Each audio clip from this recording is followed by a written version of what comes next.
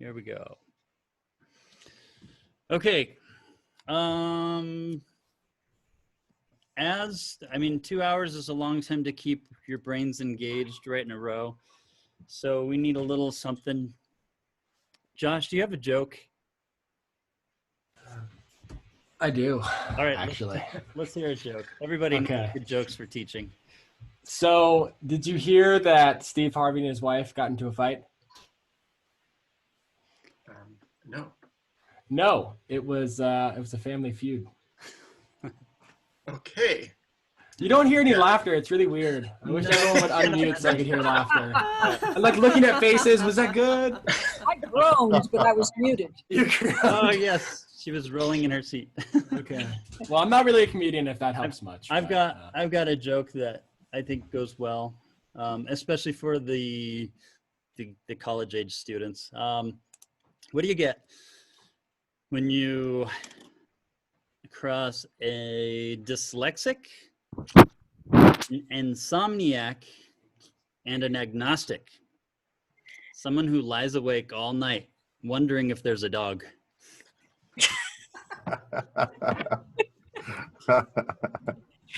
So, all right, we got one more joke. Who's got one? What do you get when you drop a piano on an Army helicopter? A flat major. Whoa. All right. We'll resume with these jokes in a little bit. So, we're gonna start this next session with something that I feel like is, for me, has been a game changer when we switched to online lessons exclusively. I've tried lots and lots of different lessons. I've been teaching online lessons for about 5 years, and so I've experimented with lots of different things. My very first experiments with online lessons, I decided they were terrible. They couldn't hold a candle to an in-person lesson. My students could learn faster. They were more engaged with me in person. But I did find some tricks that actually made it so that my students started learning faster when they were doing online lessons. And there are a number of reasons for that. But I would say the biggest factor in improving my lesson was the ability to control their sheet music on their computer right in front of them. So what I'm going to do is I'm going to ask for volunteer. Josh, would you be my volunteer? I would love to. We're going to do a quick sample of what I mean by this. In Zoom, you have kind of these two options where you can have a cell phone as your extra camera. Can you, Josh, open your camera to the same Zoom conference? Yes. And then I want you to put it over your keys. And we have some people who are going to share some different ways to do this a little later in this session. Some people use a boom stand, and I forget whoever's sharing how to use something else. We're sitting on a beach with the waves crashing out behind us when we do this, Aaron? It is, yes, essential. It's hard to play piano if you're not on a beach. So this is kind of what Josh is going to set up, and hopefully now this works better. I've tried this in groups, and you can get away with it if you do it with maybe 4 students at most. But when you go to large groups, it's really hard to do both the camera and their screen. Why is that? Is it just because you confused with whose hands are whose, or what? Yes, that is correct. And so you have to kind of pair them. When you go into breakout sessions, you have to pair their hands camera with their computer camera. Gotcha. Or their computer screen. That makes sense. All right, Josh, have you joined? Oh, yeah. Because if you guys can't see his hands, he's the only one with the piano. You can go to the next screen, and you can see his hands on that one. Oh, wait. I know you can pin a video like if you click on that little menu, you can pin it, and so it'll be your main video. I haven't done a lot of experimentation with that. So what I'm gonna do is mostly what I want you to see is his face. So Josh, what I want you to do is share your screen with me. And I'm going to teach you a song called Arabesque. So let's assume you are maybe a new freshman coming in. You're a drum major, and one of the recital pieces is Arabesque. So the first thing that I like to do is take over control over their screen. So I'm on the top, there's a view options, and I can click on request remote control and then confirm it. Josh will get a message that says, do you want to allow remote control? And then I get a message that says, you can now control Josh's screen. So I'm just going to run a quick test by clicking on the title.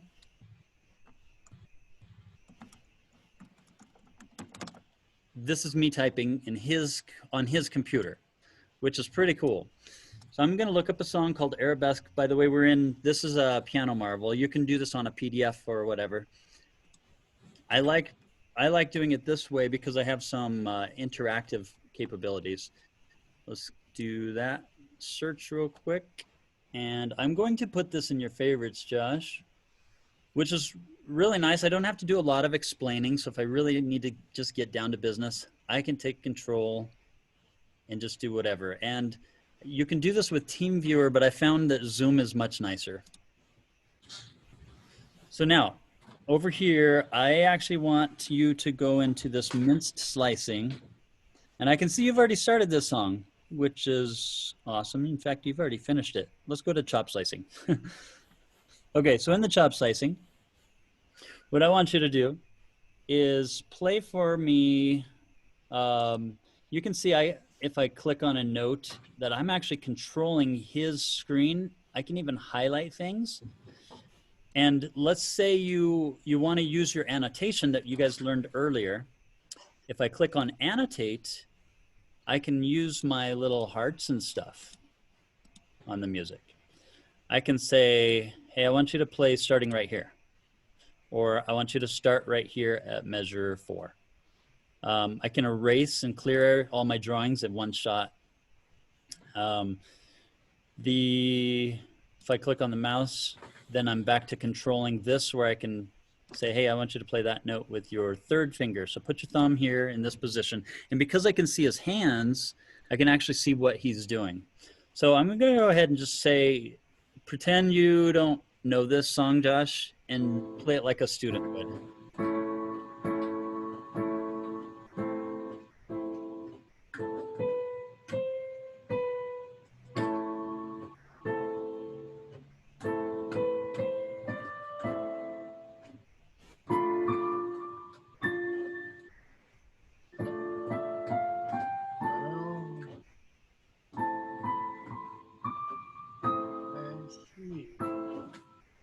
All right, so now that I have control over his screen, I can actually zoom in. Oh, you've got a Mac and I don't have a command button. Bummer. So I can't zoom in. But you can then at this point, this is just a feature in Piano Marvel where you can see how many red notes they played, how many seconds it took. And this is the coolest thing, the score. So Josh, immediately you can see how much time it took you, and in your head you can say, I want to make an improvement. So try that again, and this time do better. Okay. To get less red notes and do it quicker. Try to beat 27 seconds.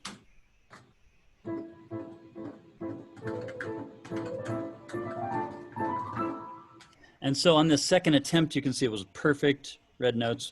Now a normal student, they'd probably go up to like 80%, then 90%, 95% until they got 100. At that point, then I want Josh to assess. And this is kind of the self-grading thing, which is really cool.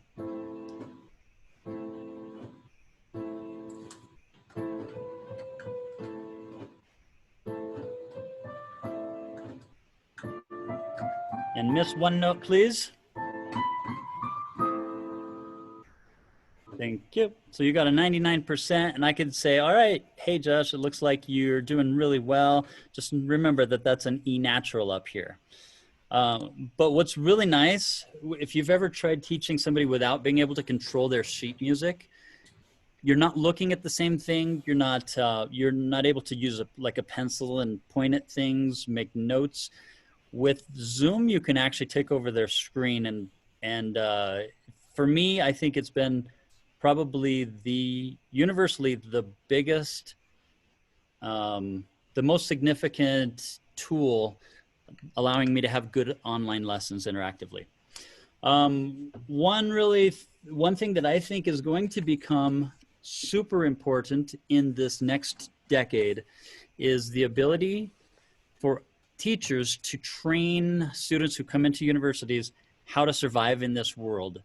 We're seeing a big shift toward a lot of people get their doctorate in piano performance, and they don't teach at universities.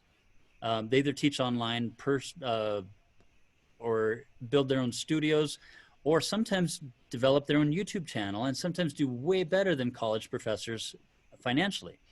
So how are we preparing those students? I think the ability to do video is going to become absolutely essential, that we train our students how to put really good videos together.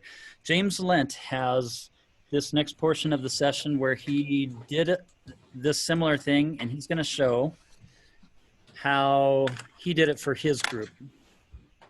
James, are you on? Yes, I'm on. Okay. All right. Can you share your screen with us? So I'm going to show you, I teach collaborative piano at UCLA, and we always do a combination of duos, trios, larger projects. And I always like to have something that the whole class is in on. And that was a big challenge in the spring quarter since we were completely online. But using iMovie, and we did 2 different projects that involved the entire class. One of them was very much metronome based. I wanted them just to record and video themselves with a metronome at a specific marking. And then we used iMovie to edit that together. That's the first one I'm going to show you. This is the Bumble Boogie arrangement for 2 pianos, 8 hands that I cleverly told them to play in different octaves so that we could utilize more people and more parts. And so I'll show you a little bit of that first, and then a tiny bit of the Beethoven Symphony movement that we did with a conductor from YouTube. So there's like 2 different approaches, one with metronome, one more conducting bass. So here's the little bit of Bumble Boogie. If you don't know Bumble Boogie, it's a really fun, cool piece that's probably great for a lot of your students. Dr. Lent, can you share your screen, please? Sharing screen here. Oh, I need to start again, new share. Double check that your audio is Got it. Got shared. Computer audio. Okay. Who is Bumble Boogie? Who's the composer? So Jack Fina is the original composer, and I think in the title thing here we might get the arranger here. Let's see. More of students collaborating with themselves, with others in the class, and with our class violinist, Stephanie Nagler, who's been playing for our class for many years now. I hope you enjoy our concert. Thank you. There we go. There's our arranger. Can you go to full screen view? Full screen.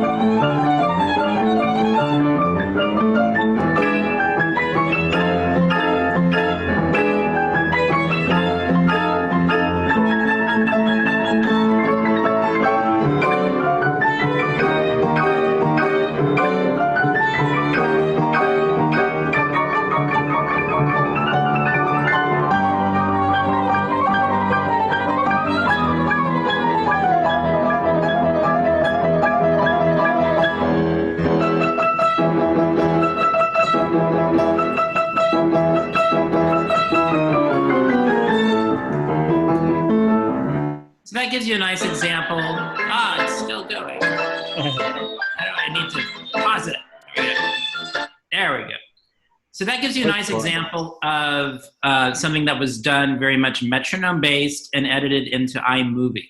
And then I also wanted to have the experience of them doing something with more rubato and musicality and freedom with a conductor guiding them. So I picked a recording of a Beethoven Symphony movement on YouTube that I liked that had a lot of conductor view where you could really sync with a conductor. And here's a little tiny bit of that one as well. Let me cue to that.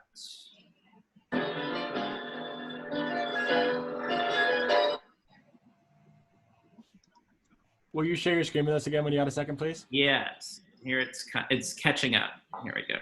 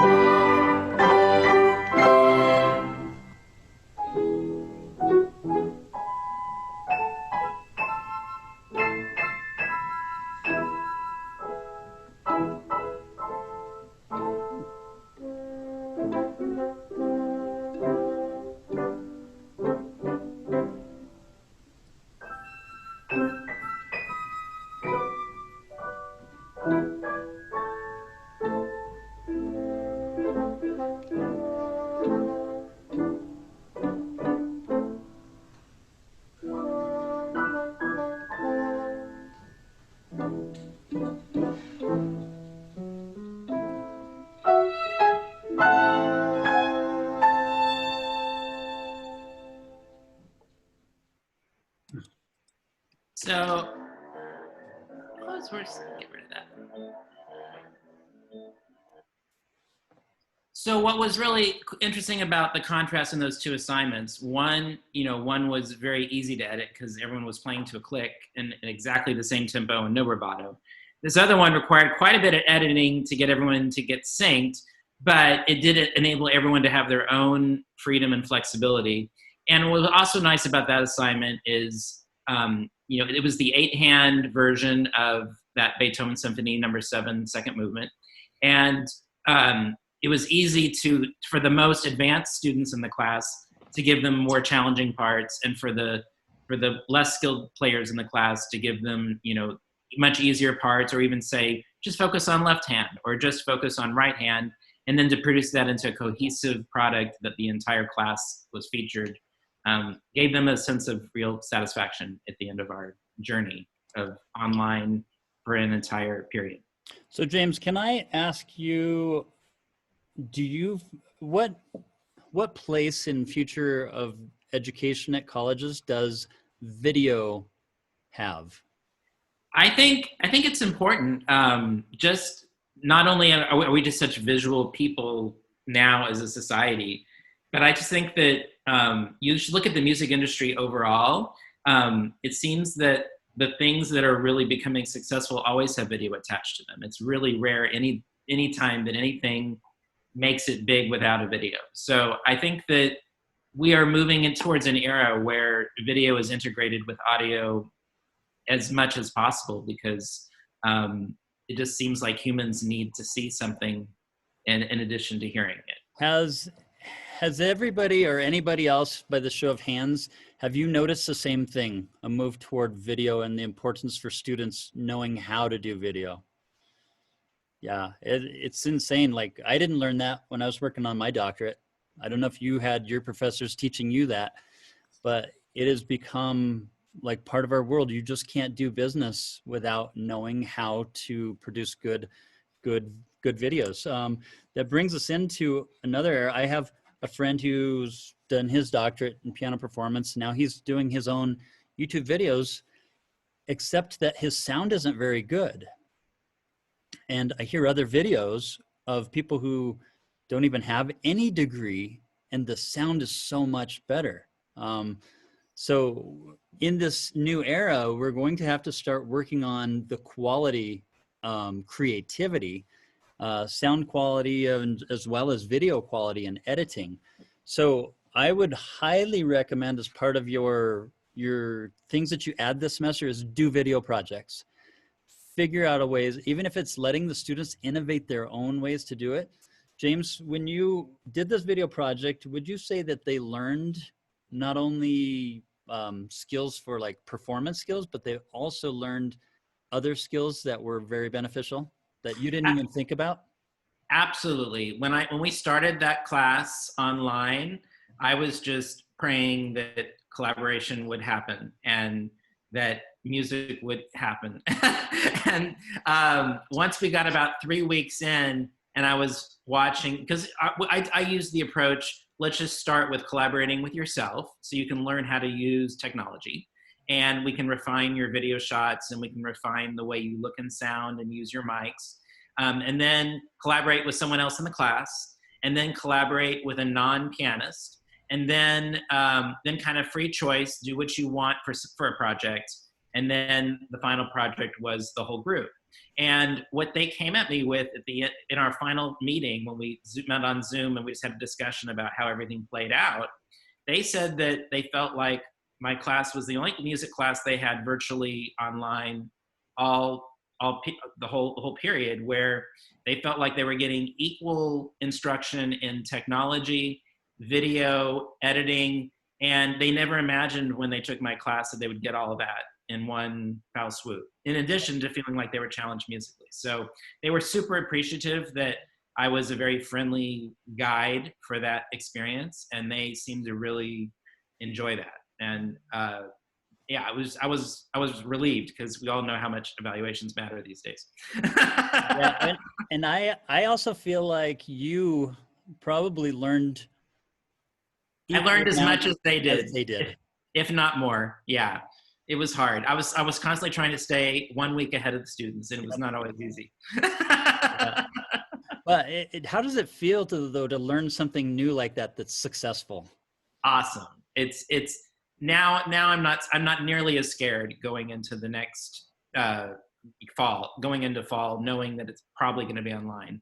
At least, and I have new ideas I want to try, and new technologies I want to try, and there's all kinds of things I want to integrate that I didn't get to on the first go. And so, James, let me give you just a couple of creative ideas. Maybe you can take some of these. The rest of you can. Hey, I'm going first, to share I my. think Rose has a question or comment. What's that? Oh wait, Rose, I think, has a question or comment. I saw a comment. Somebody said, "Kudos, James." Well, Rose was trying to. I meant she's trying to ask a question or make a comment. Yeah.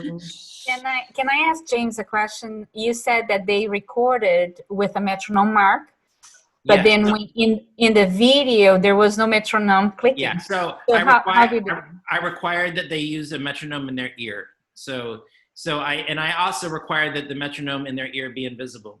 So they had to do it on the side that was not the video camera side. Excellent. There were so many details. There were like 208 details that I never would have imagined were important, that mattered, that came up over the series of classes. And that's what enabled us to do that final project, because everyone had finally aced all the details. And then we were ready to come together. Sorry, but which app do you use for your metronome? And so I just told them, I want this at 144, and I encourage them to use the Pro Metronome app and use the headphone with that, is what I encourage. So can I show you an even easier solution for the metronome? I would love it. This is like for dummies. And it's amazingly cool because you don't have to worry about skipping beats or anything. It's like a built-in metronome. So let me show you the video that I put together and then how I put it together. Let's share my screen. And this was just kind of an experiment. I just woke up one morning and said, I'm gonna try this. So here we go. Oh wait, I gotta make sure my audio is shared. It is now. Josh, can you give me some feedback? Does it work, my audio?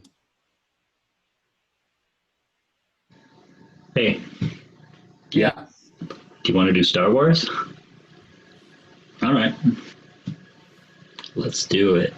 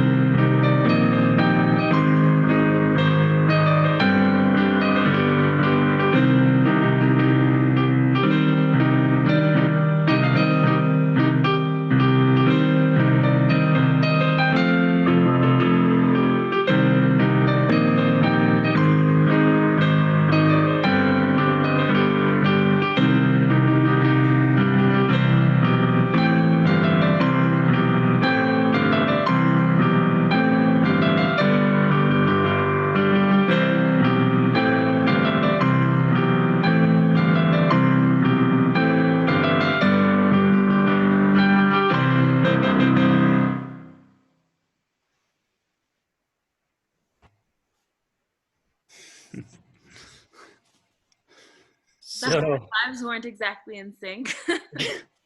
actually, I intended for them not to be in sync just because it's a little silly. And so at the end, it's just like, ah, that's funny. So now, if in the past you would have thought that's something that would take a lot of video editing, right? Uh-oh, there goes mine. Whoops. I gotta try to pause that. Now, how long would that normally take a student to put together? Normally, probably take a long time, right? However, it only took 2 hours to do the entire project. So what I did was I used Piano Marvel for that song and I had it be the metronome. So let me share my screen and show you what I mean about that. I'm gonna go over here, go into Piano Marvel, and I'm going to put, and by the way, you can put any music you want, you can upload into Piano Marvel.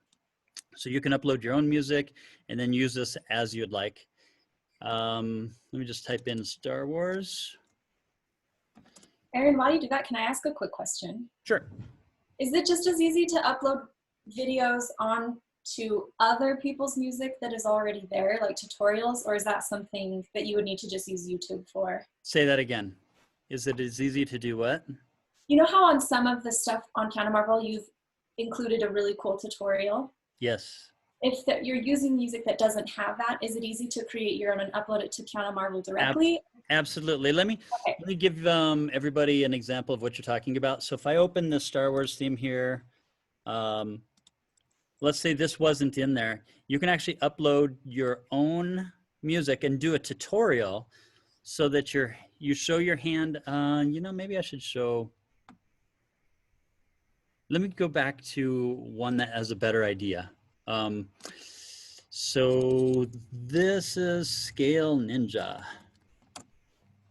Scale Ninja, let's just do this one because it's 2 octave scales, which we teach with our students. The C major, let's say you wanted to do a tutorial similar to this one. Notice how I created this one with, let's skip over here. Third finger on E, and so I just finish on the pinky, and come back down. Scale. They can see my hands really clearly, and you Cross can also see over the to the notes third finger on E. Well, the blue line, that blue cursor actually follows you through as you're talking. It used to be in the olden days, if you wanted that, you'd have to go into Photoshop and put, you know, blue mark with every note and move it around. But now you can do this like instantly. You just record the video of you playing and talking while you talk, record your hands, put those 2 videos together side by side, and you have this. E, over to the 4th finger on B. So yeah, uploading your own music is really easy to do, and you can create tutorials for your students. Those are super handy. Great question. The thing I was going to show you was that Star Wars one and how you use it as a metronome. So Star Wars, let's go back to this one. And so I am playing, you can either do the primo or the secondo. I personally, what I did was I did both. So the secondo's down here. And to set it up with the metronome, what you need to do is just make sure you and your partner come over here and you have the exact same metronome setting. And then as you play it, you'll just record yourself and you can read the sheet music.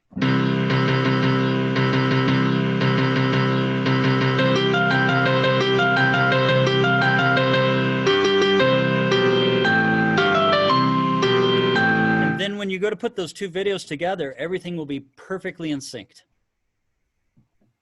And you're actually reading the sheet music with that metronome that's following you along. I found that to be a super, super easy way to put 2 videos in perfect synchronization together. So you just do the same thing with like an earbud in the ear that's not showing or something like that? Actually, I do something even different. But I don't think all students can do that. That's true. I don't know, James, if you noticed the difference in sound quality between your videos and the video that I showed you that I did. Well, yours is all sounded like it was all MIDI directly to keyboard, right? I used a Clavinova, and I recorded that, and it is like pure sound. So you don't have any of the out of tune problems or the air sound that you get when that you was my least favorite.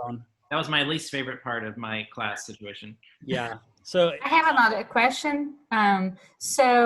We have some students with keyboards, some students with pianos. Tuning also can be a problem. Yes. So how do you put them together and not have like the tuning problem? You can't even get a tuner to go to your house anymore because of COVID too. So that is actually a decent problem. How did you handle that, James, with yours? I think I just kind of lucked out in that it was not as awful as it could have been.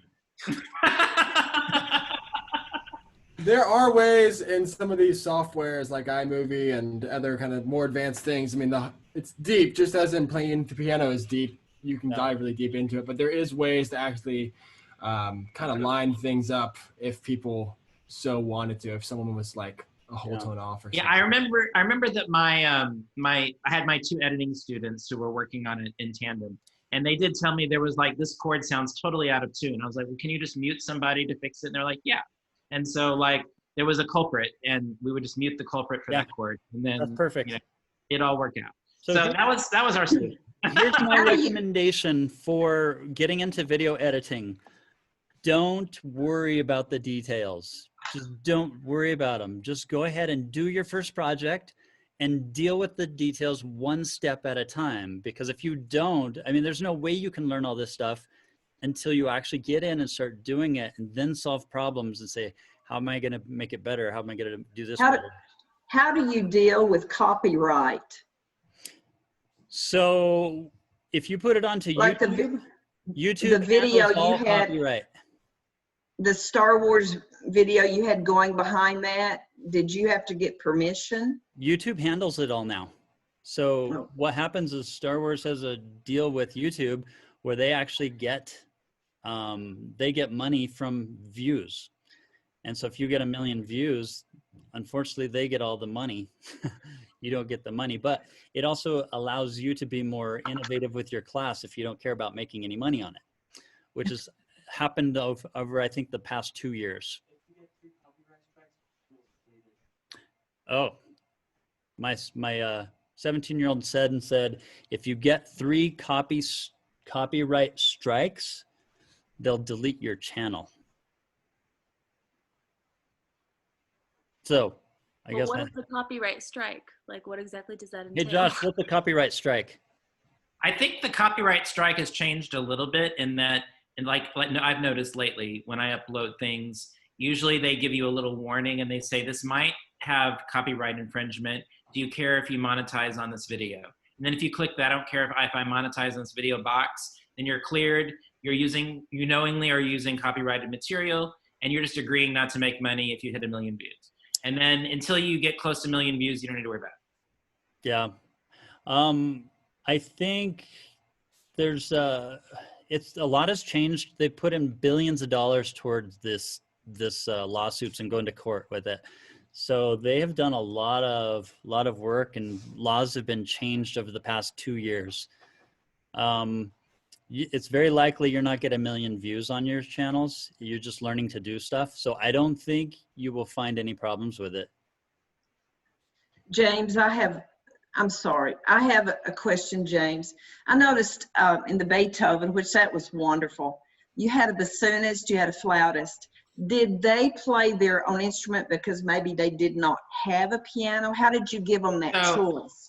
So I always encourage a few non-pianists to enroll in the class so I have more people to collaborate with. Otherwise, my class violinist would go nuts being the only person to collaborate with. So I always encourage a few, and people have come to realize they get unique skills in my class. And then those instrumentalists that enrolled, they were the ones that we were raving the most about the experience because they never would have gotten this stuff in any other class. So they were so happy to be involved. Yeah. Anyway, takeaway from this video, yes, is super important. They learn so much from it. They're super engaged, and don't get hung up on the small details. The biggest thing is to don't be scared. Jump out there and start doing video projects yourself. Things you don't know, just YouTube it. Figure it out how to do it. I think we're pioneering a new field that is not going to go backwards. Video is going to become increasingly more important in lessons. So let's, we do have another couple people who had something to share. Let me just, oops, let me go over to that document where we're keeping that. We have some rubrics that Ron Anderson brought up. Ron, can we skip to you really quickly and just, I have these on, let me share my screen really fast just so people know where to find it. Let's see, sharing screen, because you won't be able to remember all this stuff, but luckily you have a link to all these things. So if you go to the email that I sent you,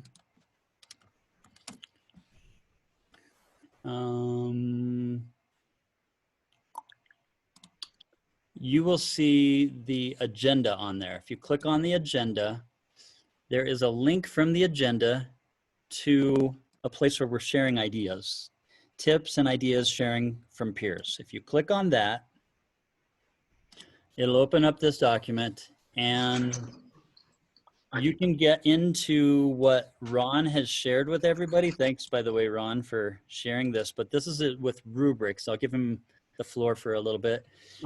If you'll open this up, he's done an enormous amount of work with rubrics in multiple areas. So Ron, are you able to go ahead and talk now? Sure, yeah.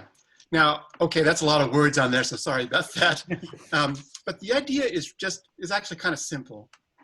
And I'm sure a lot of you have used rubrics or have been in classes before that use rubrics. And the main thing I wanted this is not technological, it's very old school, but the idea is that, first of all, in order to evaluate students, we want to be able to have identified the levels of mastery in any given skill. This one happens to be a piano performance rubric that you see.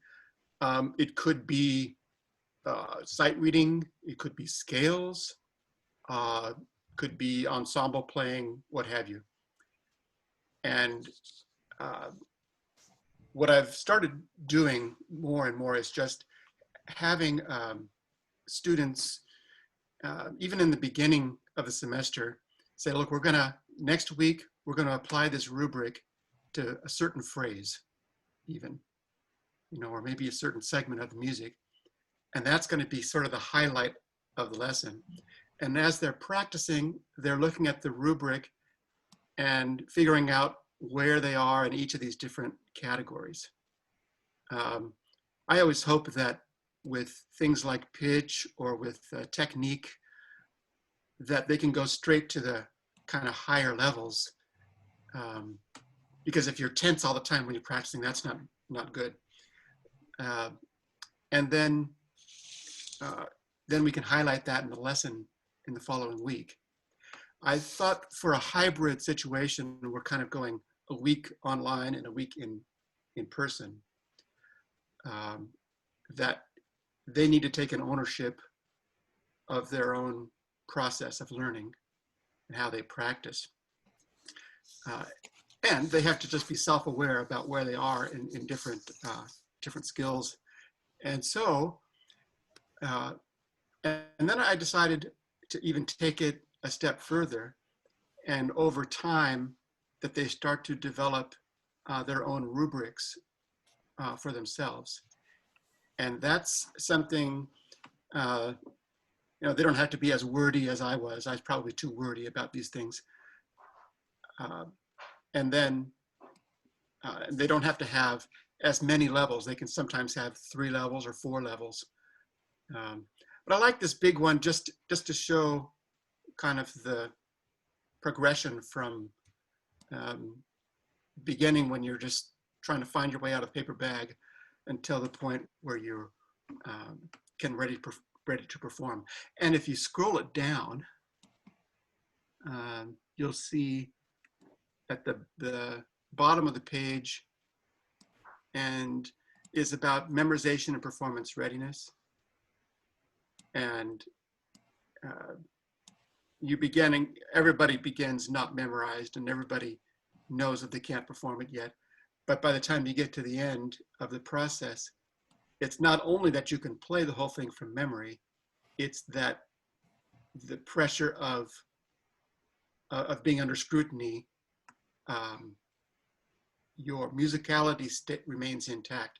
And so just knowing all these different levels as you go can help you to prompt ideas and figure out where your blind spots are and where your places where you're getting stuck. So Ron, is everybody able to go ahead and just use your work that you've done? Are we able to just? Oh yeah. Okay, thank you for your permission and putting all that and sharing that with everybody. That's awesome. And I think this one, it may not be, if I have something that might be a little bit more final than this. Yeah, if you want to send it to me, I'll put it on this same doc so people can have that. Yeah, just make sure your link is made public. Good. And these are all in progress. You can always change them. Yeah, I will say, I have to give Ron kudos. I'm assuming he used Google Drive to create this PDF and share it with people. Did you know how to do that 10 years ago? I knew how to do nothing 10 years ago. This is a phenomenal change in our education. If you don't know how to use Google Drive like Ron did with this, learn it. Google Drive, it changes education completely, and the ability to collaborate with other people, your students included, sharing things. those of you who have used Google Drive, can you raise your hand? So what's interesting is how many people have already done it. It's just come out of nowhere. Something super important. All right, the next thing, what time is it? 10:50. We have about 10 minutes before we adjourn for the day.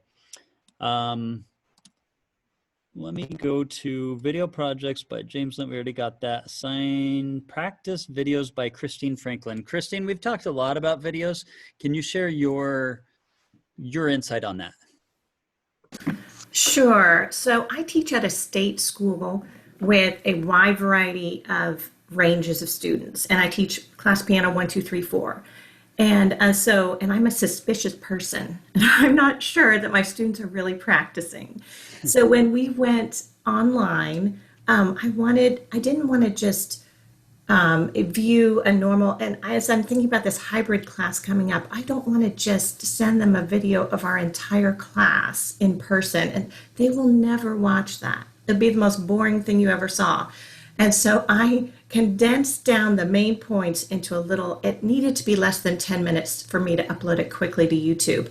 But I made it, I said, okay, we're learning the A flat major scale today. These are some things you need to look out for. Start right here, and turn your metronome on this speed. Okay, pause this video and practice. And so I hope they did that. And I said, okay, now we're doing page 200. We're doing the harmonization. And let's run through these chords first and make sure you understand all these chords. Okay, watch the key signature, watch the time signature, practice some with the video, with metronome. Okay, pause this video and practice. So it was a guided practice video for them. And then embedded in the middle of this video, because I don't trust them, I said, now send me a video of you practicing page 202 in the key of E flat and A flat and B flat at metronome speed, whatever. And your practice video needs to be 5 minutes long. And then I kept going. Okay, so they had to watch my video to find what they were going to be graded on. And then they submitted this practice video. And I told them, I said, I don't care how horrible it is. I just need to see you trying. It can be horrible, but you're just practicing. And I just want to see you practicing. And so they were very, very compliant. They did it. And they submitted it to Google Classroom. It was an assignment on Google Classroom. And then it had a little sidebar. I could just give quick little tips like, fingering, whatever, make your practice video longer. That wasn't quite long enough, whatever. So it turned out to be amazing because one week I actually didn't have an assignment embedded in it and they all turned in practice videos anyway. I was like, oh, that's weird. So I kind of got them trained and then they just kept going. So it was surprisingly successful. Thank you. Yeah, project learning, again, super powerful. And I had a question. You said Google Classroom. I've never tried that. Do you really like it? It has been fabulous. Now, our university, of course, uses Blackboard, which we're supposed to be using, but some of us in the music department are a little rebellious, and so we're using Google Classroom because it's provided in your Google suite of apps. It's there. And so you just click on it, and each class has a code. You provide the student with the code. They tap it in and they see all these assignments. You can link videos. You can have them type essays right on the screen. You can you can do so much. They upload their videos right there, and I can grade it right there. It is fabulous. So I know I'm going to have to do some stuff on Blackboard this year that caught up with us. But I am going to keep using Google Classroom. I'm definitely going to check it out because I love learning new things. And you'll notice when every new thing you learn, it just opens doors for you. Things you would never have thought of had it not been for like 4 or 5 little things that have come together. If you were missing one of those things in your knowledge, you just would have missed that whole idea. So the more you know, the more power you'll have in creating better classes. Thank you for that. Christine, can you hear me? Yes. Okay, one question about that. I was wondering if perhaps Google Classroom can somehow be attached to Blackboard or Canvas or whatever people are using. You know, I've asked our IT people that, and they're reluctant to help me with Google Classroom, which is odd because the university is providing it for me, but they want us all to use Blackboard. But we all have Google Classroom, and actually the students prefer it so much more. They hate Blackboard and they love Google Classroom. So it's very interesting. It's not as deep as Blackboard, so it's just very easy to use. Can you use this on, could you do this on Zoom? Probably. It's anybody with a Gmail account probably has it. The reason I ask is some of my students, we discussed Zoom versus, and they felt sound quality, clarity, that kind of thing. Zoom was the best over Blackboard, Yes. Google Classroom, and that kind of thing. So, but I didn't find. I see what you mean. Google has Google Meet and Google Hangouts, and I didn't actually use those, but those are the things that are similar to Zoom, and those are the two Google products that are just like Zoom. Yeah, Google is you can't compare Classroom with Google Classroom Hangouts. Yeah, it's completely different thing. Right. So you could use Zoom with Google Classroom. Mm-hmm. Yeah. So tomorrow's class, let me just quickly go through and just let's just look at the agenda really quick. Share my screen. What we're going to get to tomorrow is the real fun. So we're going to go through and address your main concerns, how to create a hybrid online lesson, keeping students engaged online, student motivation, implementing new technologies, sight reading, tight budgets and free resources, Google Drive collaboration, and we're going to, before the end of tomorrow, have a ton of resources that you guys share with each other, from scores, from, what's the word I'm looking for, the Alfred books, your content, the curriculum, yeah, like your method books. So we have a bunch of stuff that we're going to be sharing tomorrow. Really quickly before we adjourn, can I get some input on what you enjoyed doing in this class? Did you guys enjoy meeting one-on-one? Yes. So kind of just meeting your peers, getting to know each other. One of the things that I think helps with that is it's engaging, where you have two people talking. You don't have somebody falling asleep feeling like they're not part of it. What about when we went into groups of 3? Was it still pretty engaging? Did you prefer 2 or 3? 3. 3? Okay. What about when we went to 7 or 8? It was still good? More time. I think sometimes not everyone got to talk as much. Okay. More time with larger group. More time with larger groups. Okay. Again, I'm doing a lot of this as experimentation for myself because I think adults and students learn very similarly. We fall asleep. Can I ask a question, Aaron? Yeah. I would like to know how to host a breakout room. Can I know what you were doing while we were acting as students? I think what you need to do is actually practice on somebody and figure it out with Google. I can't, okay. I mean, I can't, there's one thing is for me telling you how to do it. It's a completely different world though. We don't tell people how to do stuff anymore. You go to Google when you don't know how to do something. Right. So you've seen it happen now. So the next step is for you to take and do a Zoom meeting with somebody. And I took Sean and Josh and Michelle and I said, hey, I want to practice this. And so we just started playing around with different features. That's how we learned the whiteboard and stuff. And another teacher actually came up with whiteboard and said, hey, I want to share it with you. Let's get onto Zoom and practice it. And so we did, and we drew some treble clefs and other things. But again, is there's nothing like actually doing it in real person rather than just learning it. So maybe between now and tomorrow, why don't you find a couple of people and just Zoom with them really quickly? If you don't have the ability to do the, there's a couple of things that I did, polls. Make sure to Google how to do polls, and make sure to Google how to do breakout rooms.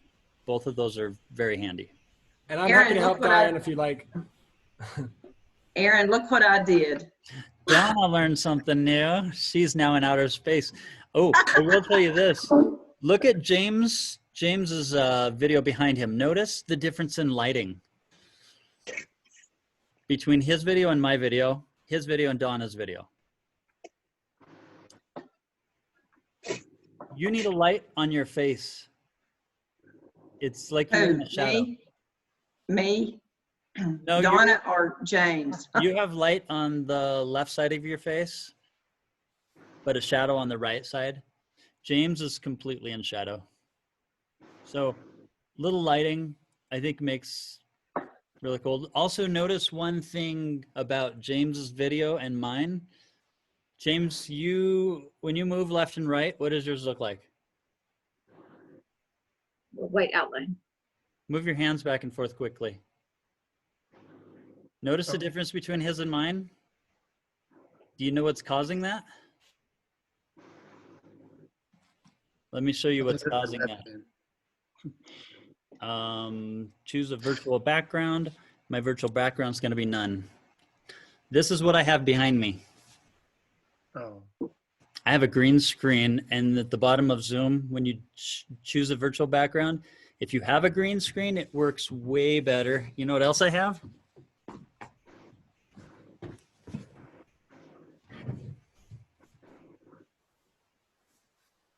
I have a green mask.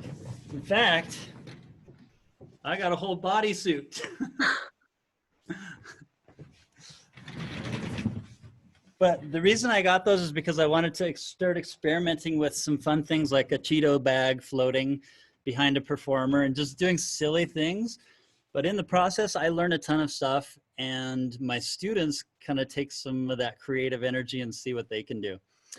All right, well, we'll go ahead and adjourn for today. We'll see you guys bright and early tomorrow, 9 o'clock Mountain Time, which is 11 o'clock Eastern Time. 10 o'clock Texas time. 10 o'clock Texas time. Bye. There's no Excellent. Central Time. It's Texas time. Excellent. Excellent. All right. I guess you have to go do your weather report now. Yeah. Right? I'm going to go ahead and stay online. If anybody has questions that they want to ask me, you can stay on and ask. Those of you who are done, we'll see you later. Aaron, I had a question. Yes. What is the device you use for the phone, to prop that phone? It's really, I've been looking for the one, and that seems to be very good. This is amazing. Yeah. Let me show you what I did. The overhead thing is always tricky. Yep. Okay, so here's what I have. The ProLine microphone clip.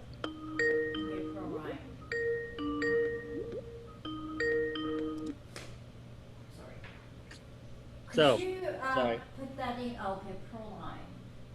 Yep, and all it is just a microphone clip for like $5 at Guitar Center. You can get them anywhere. The problem is with my phone, let me see if I can show you my phone.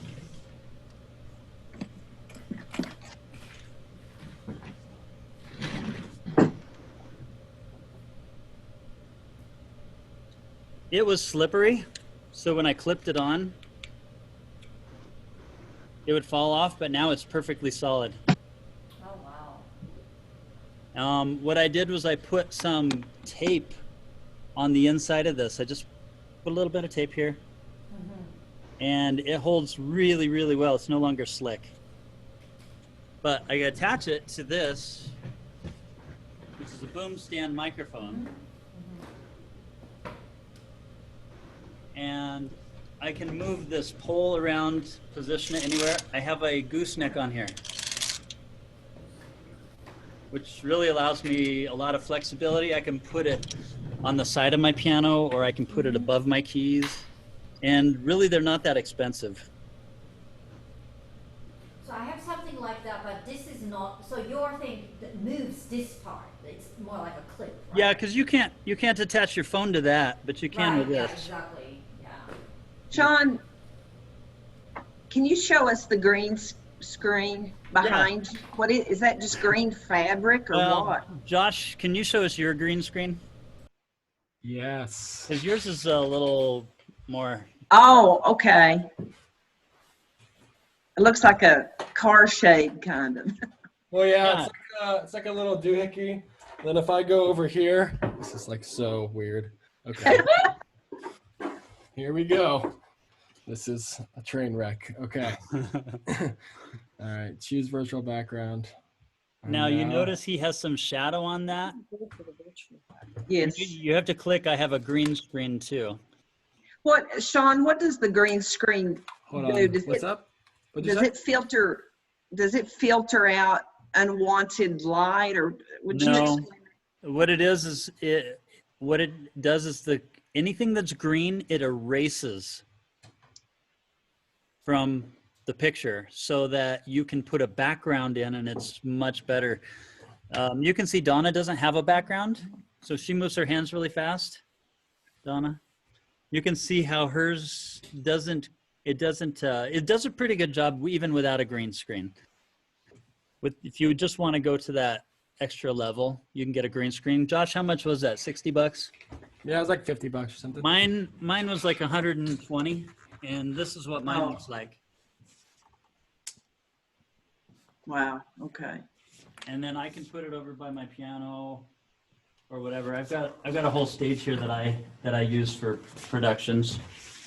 But the whole back wall I have is a green screen. So another thing that I did with my green screen, which throws students off, which I like, is I do this little thing here. It's like, this is my brother Daryl. This is my other brother Daryl. Remember that Saturday Night Live thing? What program? No, Newhart. Yes. I just recorded myself on the green screen, erased the background. So this is actually one video. This is a second video. And I put those videos together. So those guys back there, they're just videos. What program do you use? Or I don't know if I'm using the right terminology, but. To do the video, I use Camtasia. Okay. A lot of times. Yep. Good questions.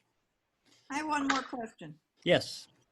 When you're using a iPhone over the top of the keyboard, and then you're using, say, a laptop, and they're both on Zoom, how do you interact, or how do you make one work and then switch to the other? Josh, maybe you can do your Zoom or do your camera again to show that. I will be happy to do it. I was not listening as great as I should have been. I'm trying to answer a Just wondering if question. you could put your phone back on. Oh yeah, of course. When you switch back and forth between your phone over the keyboard and your iPad or your Oh, you're talking about me personally as the teacher? No, I mean anybody. I mean, if I were to use this and I had both the phone and the laptop connected with Zoom, okay, how do you switch back and forth? Okay, we're talking two different things here. Let me connect to my phone as well. Okay. So let's see. I got to go to the email I sent you guys. There's a difference between sharing a screen and sharing a camera. Yeah. Right. How do you switch back and forth? Okay. I use Alt-N, but let me show you what that does. Okay. Okay, Zoom. Oh, you know what I need? I guess there's three different ways to do this. And I use them differently for different things. So. Do you use it within Zoom or do you have? Yes. Okay. I use it within Zoom. All right. How do you do it? Josh, have you shared your screen already? No, am I supposed to? Well, I'm not doing it. I'm sorry. We'll both do it. I'm failing. Okay, so I'm sharing my screen. It's been 2 hours. We need another joke.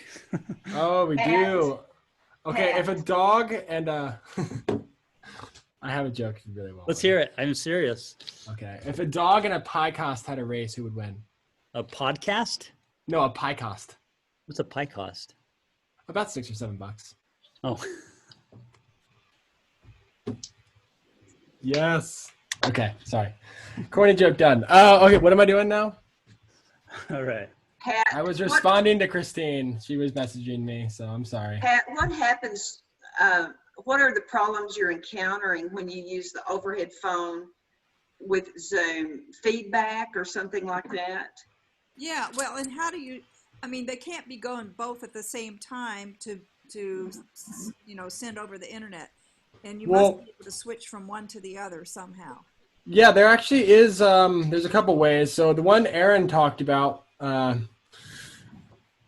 and I'll just throw this out there to you and to everyone else. If you all ever need like someone to dummy stuff on, you can call me. Pat, I'd be happy to dummy stuff with you because that may be the best help for you learning. But there is a way to there's 2 ways to kind of combat that. One way is to do the control N to switch cameras. If you have like a face camera like this and then like another camera hooked up to your computer that's overhead. And then also what you could do is you could go into speaker view or gallery view if you're just one-on-one with a student, and you can have both of them being shown. So the student's face is on half the screen and the student's piano is on the other half. Okay. All right. That may be something that you want to try with me. I'm transmitting a video, and I want to have the keyboard to be shown and also a side view of myself playing. How do I do that? Yeah, so the student would have to actually do what I'm talking about. They would have to go into gallery view. I see. They go into gallery view. Yeah, right there on Zoom. It's built in. So. I got it. Okay. So you can see my hands and my face.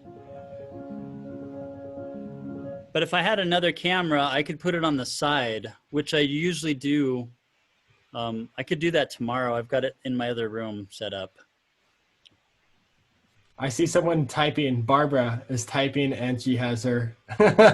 She's testing as we talk. I love it. Yeah, I just saw myself. I'll just have to experiment with that. Want to go ahead and turn your phones on to this meeting? Just go back to that email on your phone and click the link, and you'll see that you have your phone connected into this call as well. I see. So it's acting as another participant then. Yes, exactly. You can't do that with Skype. I use Skype for a lot of things. Mm-hmm. A lot of people ask, is Skype better or Zoom better? I would say, is food better or water better? Depends on whether you're thirsty or hungry. They're so different. Skype can't do what Zoom can do, and Zoom can't do what Skype can do. So they're just 2 different things, and you have to use them for their strengths, whatever tool is best for the thing you're trying to accomplish. You have to make sure, I think, not to put the audio on your iPhone at the same time. I tried that the first time. I tried both with the Zoom piano lesson, and all kinds of things. Yeah, you'll get some feedback in a hurry, but you'll figure that out. Hey, Guillermo. Yeah, my tip that I was going to share. Can I get some time for you tomorrow? I didn't see if you were in today. I got my time zone and time wrong. Okay. So my apologies. We're not in Hawaii. Oh, that would be nice. But it was applying to right now, but I'll bring it up tomorrow. Yeah, that'd be great. I was hoping to share yours, but so tomorrow I'll just give you some time in that second meeting. Excellent. Are you still recording? Don't forget to hit the stop record. Oh, thank you. Let's go ahead and stop recording now.